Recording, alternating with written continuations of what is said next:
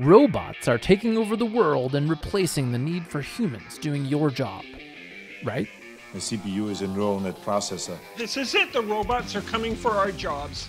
Okay, maybe they'll replace some jobs, but how could robots help you attract new snow and landscape employees and extend the career of some of your more seasoned staff? In today's podcast, I interview Ryan Hebel, a snow and landscape contractor who shares who clears sidewalks better, humans with small tractors or robots? And how do robots impact employee recruiting and retention? We weren't getting the leads that I knew we could. We weren't getting the right leads. What started happening is that our leads are more qualified. Our sales have probably gone up by about 10 to 15% a year. We're going to increase our sales volume by $1 million in a year.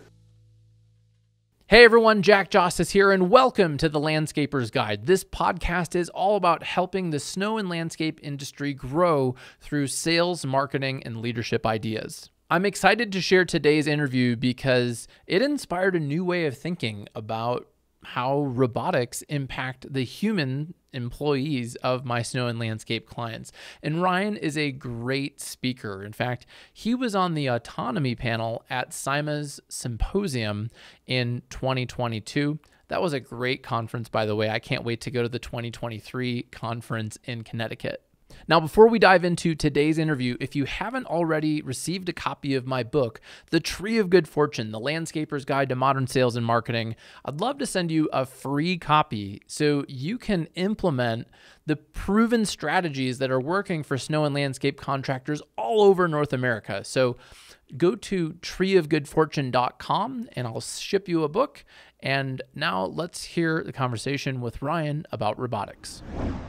Hey everyone, welcome back to The Landscaper's Guide. Today I'm excited to have Ryan Hebel, the owner of Green Ventures LLC, on the show. We're going to talk about robotics, electric, and before we get into that, wanted to share that I met Ryan in an elevator when we were both in Milwaukee, Wisconsin at the SIMA symposium. So great to meet you then, and I think I texted you my podcast, and you checked it out, and now here we are having a conversation. So Ryan, thanks so much for coming on the show.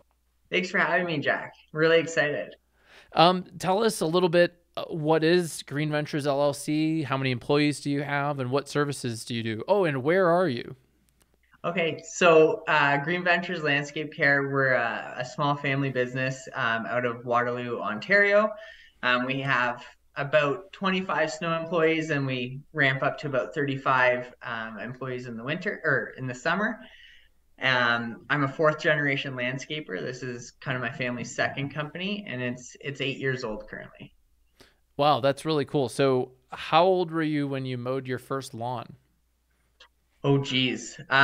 There are pictures of me on a walker on my grandpa's lap when I was just a baby. I believe it. That's so cool. And what percentage of your business is snow versus green? So typically for snow, we're about 25% of our total revenue. And how many of your clients are commercial versus residential? So that depends if you count condos as commercial or if you count them as residential. I do. I think if they're in an HOA, I would consider that commercial. Okay, so then we're probably looking at about 75% commercial snow and 25% residential. Condos make up quite a large portion of what we do, and probably the main driver of our snow operations.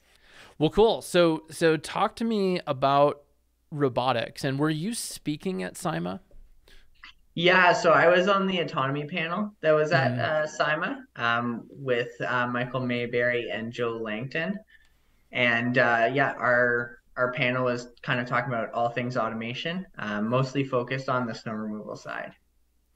And what aspects of your business are you using robotics for, and like how long have you been doing this? So we've been using robotics in our business for about 2 years now on the snow side. We typically use them for sidewalks and small driveways to clear. Sometimes we'll use them on a smaller parking lot, but that's not quite the best use of our robotics. So we've been doing it for 2 years. This is our third year, and we think we're really kind of getting into the groove of things now, and how to mix both our human staff with our robotics and our other machinery on sites.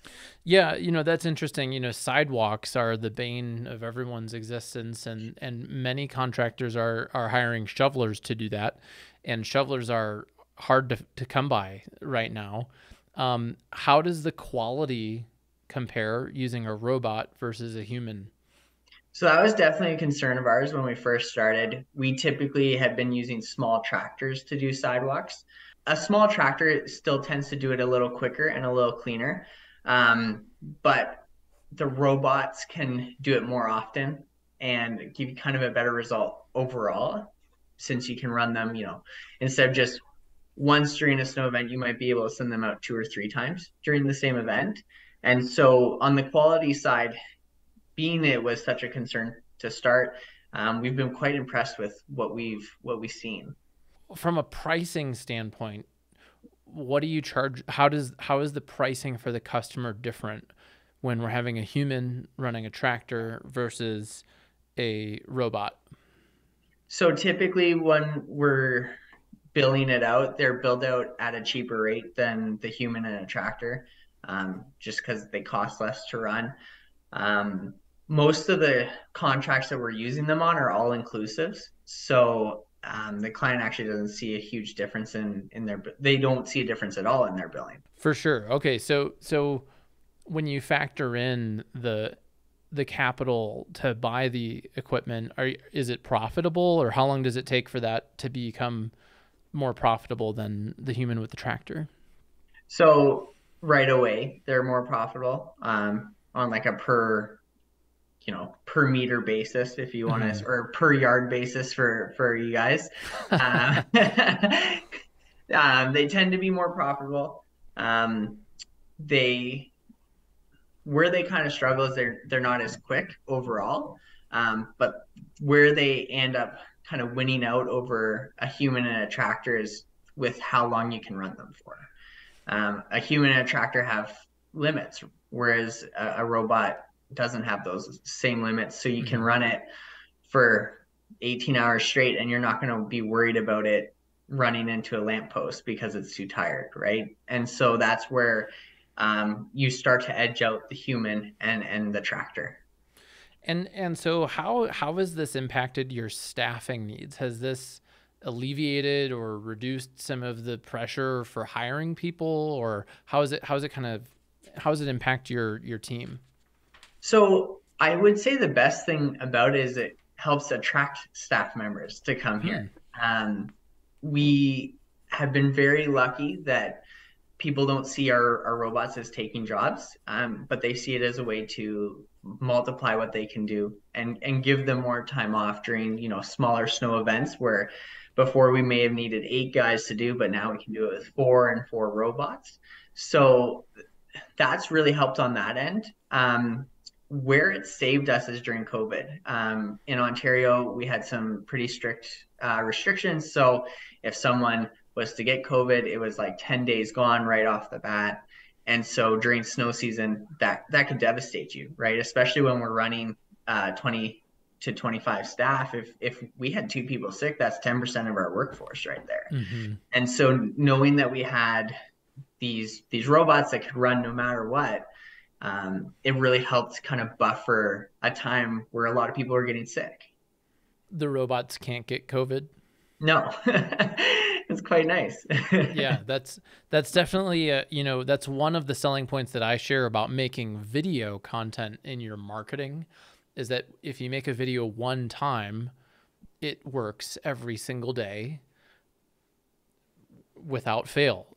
So we use video in a similar, or that's how I think of video, is making a video in a key part of a sales process that every customer is going to watch can help you get that leverage. Whereas salespeople get sick, or you get sick, I get sick. I missed some work earlier this year, and the cool thing was my videos were still working for me. So That's cool that you're seeing that with robots. I know another aspect of your company is electric equipment. And I wanted to hear a little bit, where are you using electric equipment and what are some of the pros and cons there? Yeah, so we started our switch to electric equipment about 5 years ago. We had a larger client ask that we start to switch. And at the time, we were using Gen 1 style equipment that didn't even really hold up at all compared to our gas equipment. And now we run typically hybrid crews with the newer kind of Generation 3, Generation 4 style electric equipment that compares quite well to the gas equipment we were using before. Some of the pros are just like how quiet they are, how low maintenance the equipment is, how easy it is to train people on, and that would be the kind of the big pros that I see. Some of the cons that you deal with are still the higher end power isn't always quite there. Some people find the balance with the batteries a little much. I don't find that personally, but I know that is a complaint to some people. And your upfront cost is more. When you're buying batteries versus kind of spreading out the cost of gas, you pay a lot more upfront. I mean, this last year though, it was quite great having a nice set of batteries that had all been paid for, and well, premium gas up here was $2.20 a liter, and so we were able to see the savings 2-3 years down the line from when we originally bought the equipment. Well, so that's one of the things I'm curious about with batteries is their overall shelf life, because a lot of batteries don't last very long, and then they're not, super disposable really. What do you think about that? So currently what we've noticed, we're still using our batteries that we bought originally 5 years ago. And they've had a bit of a loss of capacity, but nothing quite noticeable, like where people are complaining, oh, I don't want these batteries because they're old. So currently in our operation, we haven't been old enough with our use of batteries to see a place where we need to get rid of them. So I can't fully answer that question. Just it hasn't been a problem we've had to deal with yet. Well, that's good, and that's a good thing to hear. I mean, that you're still getting great use out of them 5 years later, is definitely can be enough time to pay for it, especially when fuel is as expensive as it is. Yeah, we typically are seeing about a 2-year payoff with the batteries, which is pretty good for any investment if you can get your money back in 2 years. And then after that, the cost of charge is so low that it's negligible when it comes to overall cost. And so that's when, a year like this year, you can really make some serious gains. Or even just the way I look at it with the maintenance side is the amount of money we save in maintenance, we can, buy 10 new batteries a year. And so there's other offsetting cost savings that we're getting to kind of afford, run the batteries and afford them. And so what type of employees are you seeing? Are I would think that some people would be really interested in the fact that you have robotics and electric equipment. Are you seeing that when you're recruiting and hiring?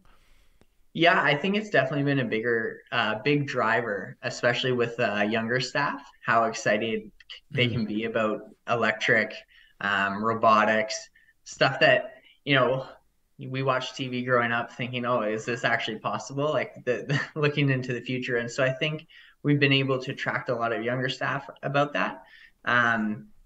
But at the same time, I think it's been kind of a great selling point for, some older staff who are kind of end of career being like, oh, like this can extend out my longevity in an industry. And so that part is also really cool. Yeah, tell me more about that. How can this, there's a lot of fear around, oh, everything's going to robotics. It's going to replace the need for human workers. And yeah, it might replace some repetitive tasks for sure, but it also creates some opportunities. So for the people who are in a later phase of their career, how are you seeing it benefit them and extend their career? I see the biggest kind of benefit being if you're looking at a sidewalk and you're like, oh, I'm going to have to shovel that and then hand salt it, and a robot comes driving by, you can start to see how that's going to protect your body long term. Your job may shift from just being in the field doing all this extra work to, I'm going to drive around and be making sure things are getting done properly, kind of more quality control. If a robot is dealing with some issues, how am I going to fix them? You're going to need people in the field to deal with that. So it's just shifting people's jobs. Our robots still need kind of remote guardians to kind of watch what's going on. So for someone later in their career that has all this experience of what a good job should look like, they can be monitoring multiple robots from their computers. I love it. How does this impact liability? So when you have these contracts with HOAs or retail or hospitals or really any snow contract, there's a high level of liability. How do you see robotics? What are the pros and cons from a liability standpoint? So from a liability standpoint, like our insurance companies, we haven't had any issues with them so far. The great thing is our robots take constant pictures. They're reading ground temperatures. They're reading air temperatures. So they're doing all these things that I had to pay my staff to do in the past. But it's getting done automatically. So insurance loves that it can, when it's plowing, it leaves a breadcrumb trail of pictures for us to look at, to see, okay, this is done at this time. This is how much salt went down. It's so much more data than we ever had before.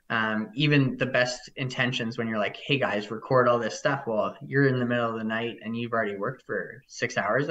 It can be tough to remember to do all that. So what's been great is having all that data to back up what's going on. And then again, when we brought this up to insurance, they're like, as long as you're still monitoring the properties and taking care of them, because we still have humans seeing the sites, they haven't had any issues with us so far. Awesome, Ryan. Well, we really appreciate having you on the show and for speaking at SIMA. I didn't get to see that, but I just think it's really cool what's happening in the industry at large with electric equipment and robotics, and the way that you're thinking of it, expanding the career path for your people is really interesting. So thanks so much for coming on the show. For people listening, where can we connect with you? So you can connect with me on LinkedIn. Ryan Hebel is the name, and under Green Ventures, you'll see me. And if people want to reach out by email, my email is ryan@greenventureslc.com. And I'll try to get back to you as soon as possible. Cool. Well, Ryan, I'll put all of that info in the show notes so people can find it there. And thanks again for coming on to the Landscaper's Guide. Perfect. Thank you for having me. All right, everyone. Thanks so much for checking out today's show. See the show notes for Ryan's contact info. And after we stopped recording, Ryan and I had a good 10-minute conversation about video and how powerful it is from a retention standpoint. How could you use video to systematically sell to customers, teach them things about budget, timeline, how to buy from you, your process? How could that generate more qualified leads for you? And then for your employees, how can you use video to train them things like how to use your estimating software, or whatever things that you're spending a lot of time teaching people that they might forget, especially in springtime when all of a sudden people quit and you have new people. Video is really the ultimate leverage, in my opinion, for both selling and also employee training. And one of the tools that I told Ryan about was Loom. Yep, Loom. Check out Loom. It's a really easy tool for making videos. And, there's also a lot of opportunity for professional video. And if you're curious about how to make videos, what questions to ask people, when you're doing testimonial videos, I have a whole chapter on video in the Tree of Good Fortune, and there are links, there are examples that you can go and check out. So anyways, check out this book, treeofgoodfortune.com. My name's Jack Jostes, and thanks so much for checking out the Landscaper's Guide podcast. I hope to talk to you on this show next week.